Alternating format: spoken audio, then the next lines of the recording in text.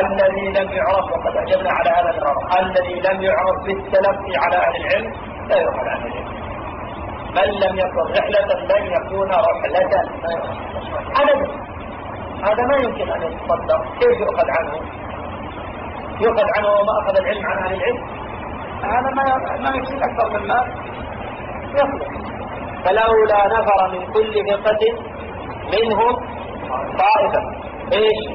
ليتفقهوا في الدين ولينذروا قومهم إذا رجعوا إليهم لعلهم يحذرون. فهذا هو أصرح دليل وأوضح دليل عند أهل العلم والإيمان على أنه لا يتلقى العلم إلا عمن تلقاه ممن هو أهله.